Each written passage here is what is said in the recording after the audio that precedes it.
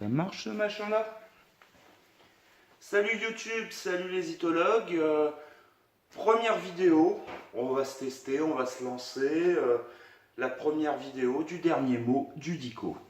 Voilà, je me suis lancé grâce à ce petit cadeau qu'on m'a fait, grâce au Beery Christmas de chez Saveur Bière. Donc c'est un calendrier de l'Avent. Tout le monde se souvient, le calendrier de l'Avent, une case par jour, un chocolat. Ensuite, on a eu parfois des jouets. J'ai connu ça, pas pour moi, pour mes enfants, avec des Playmobil, avec des Lego. Mais pour les grands, maintenant, il y a des calendriers de l'Avent avec des produits houblonnés de plus ou moins bonne qualité.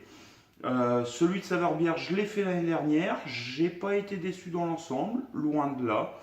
Il y a des choses qui m'ont plu beaucoup, enthousiasmé. Il y a des choses qui m'ont beaucoup moins plu. Mais dans l'ensemble, j'avais trouvé que j'avais fait des découvertes. Alors cette année, on m'en a offert un nouveau.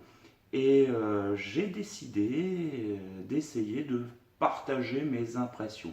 Alors je suis complètement à la bourre parce que cette décision, je l'ai prise un peu tard. Je l'ai prise après plusieurs dégustations. Donc cette première bière, vous ne me la verrez pas servir parce que je l'ai déjà bu. À côté de ça, le côté qui peut être rigolo, une bière par soir avant Noël, ça me plaît assez, je suis assez joueur. N'empêche que j'aime bien garder le contrôle et de temps en temps j'ai pas envie, de temps en temps j'ai pas envie de celle-ci. Donc je me laisse aussi le temps de choisir et de prendre un moment plus long certainement que jusqu'au 24 décembre pour découvrir l'ensemble de ces produits. La première case, le numéro 1, on est ici chez Ninkasi. Alors Ninkasi, la Ninkasi Smoky Oak Ale. Ninkasi, on évite tout de suite les poncifs. On n'est pas au Japon, on est plutôt du côté de Lyon.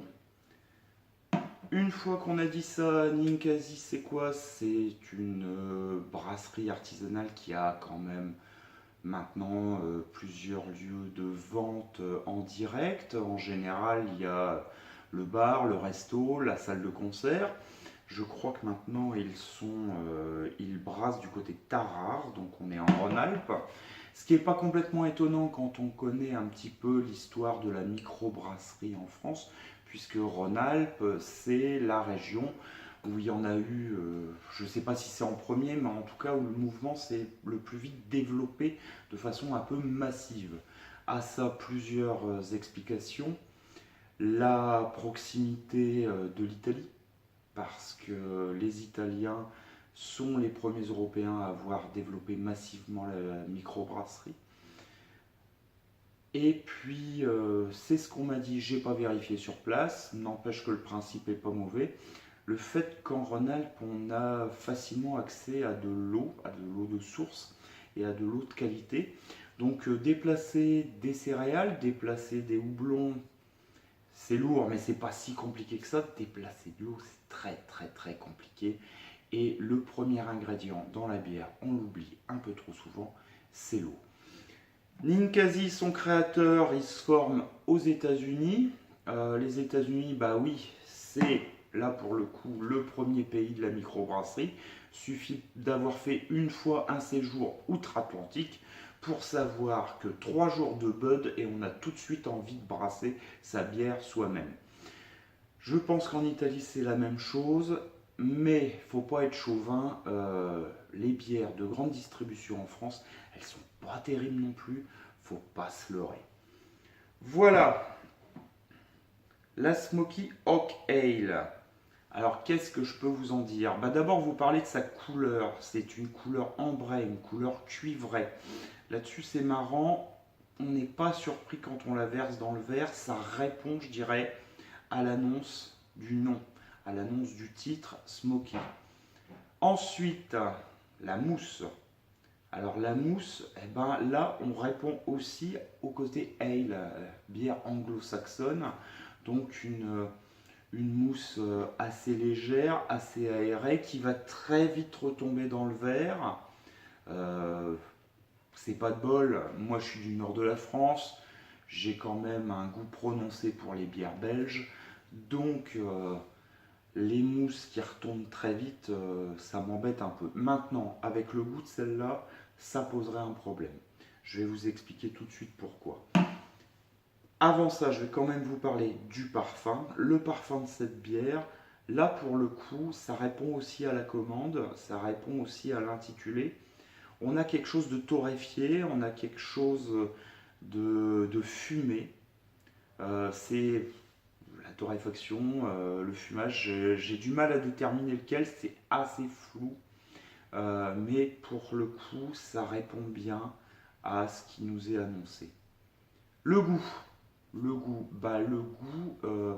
Très honnêtement, par contre là, on tombe un peu du grenier à la cave, c'est-à-dire que je retrouve pas du tout le côté smoky. Je suis tout de suite dans une effervescence, ça c'est dû aux bulles qui sont très très fines, un côté effervescent, un côté pétillant, des bulles très très fines qui vont amener sur les papilles une pointe de sucre brun, un parfum peut-être un peu de mélasse. Euh, voilà, c'est ce que je vais en retenir principalement dans le goût. Ça va être du sucre brun, de la mélasse, qui est amené tout de suite par des bulles un peu fines. Ça, c'est pas désagréable, ça donne un certain côté ludique en bouche. C'est amusant, c'est un peu comme les sucres effervescents que les enfants aiment bien lécher. Moi aussi, de temps en temps. Mais le goût n'est pas très franc. Il n'est pas très franc, là, pour le coup. En arrière-bouche, une fois qu'on a dépassé le sucre, la mélasse et que le côté pétillant dans la bouche est retombé, on va très vite arriver sur un côté où l'alcool va être très présent. L'alcool va être très présent alors que c'est une bière qui est seulement à 6 degrés. 6 degrés d'alcool. L'alcool au goût va être très présent. Ça me fait un peu penser aux bières nordiques, aux bières danoises par exemple, où je trouve que très vite en arrière-bouche, on est vite dans l'alcool. Néanmoins, moi je trouve qu'elle a un côté ludique sur le sucre brun, le sucre roux. Alors, ça je vous ai pas dit. Dans chaque case, on a ça, une petite pastille qui vous indique la température de dégustation. Donc là, on est à 10-12 degrés, donc on ne la boit pas frappée. Et avec quel plat on va déguster l'accord mets bière, qui se fait parfois trop souvent un peu à l'arrache, je trouve, dans certains restaurants. L'accord mets bière est annoncé. Là, on vous annonce entrecôte et asperges vertes grillées. Alors j'imagine bien l'entrecôte avec une belle réaction Maillard et du bleu dedans. Et derrière les asperges vertes avec un côté vert. Peut-être que le côté vert, on le retrouve un peu dans cette bière. Finalement, si j'y repense, derrière le côté effervescent, il y a peut-être un côté un peu de verdure. N'empêche que je me demande si cet accord mets bière, il n'est pas là pour compenser ce qui n'est pas apporté par la bière. Moi, très honnêtement, les bières, quand je les découvre, j'aime bien les faire à blanc, c'est-à-dire simplement un verre, calmement, tranquille, et j'essaie de me concentrer sur ce que je bois et sur ce que je ressens. Là, pour l'accord mets bières, je ne serais pas parti sur ce genre d'accord, je serais parti sur du dessert. Je vois bien cette bière comme une bière de fin de repas, puisqu'elle est légère, elle est effervescente, elle vous nettoie un peu les papilles.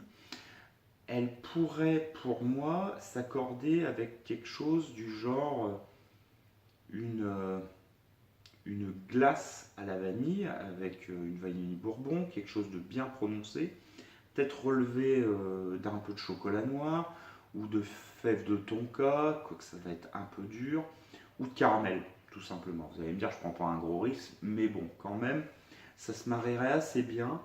je trouve, en bière de dessert. Voilà. Donc, on se retrouve très vite. Je vais essayer de prendre un rythme quand même pour vous donner des vidéos régulières. L'un des problèmes aussi, c'est qu'il a fallu que je me mette à régler les problèmes techniques pour une première vidéo. C'est pas simple. Merci à mon grand garçon qui a réussi à m'aider parce que lui, c'est sa génération, c'est pas la mienne. On se retrouve très vite. Je vous dis salut les copains parce que je pense que ceux qui vont d'abord la regarder, c'est mes potes. On se retrouve devant une bière et avec les prochains conseils de dégustation du Beery Christmas. Allez, ciao les itologues et à très bientôt. Et n'oubliez pas, pour paraphraser la Belgique, les produits houblonnés se dégustent avec sagesse. Ciao!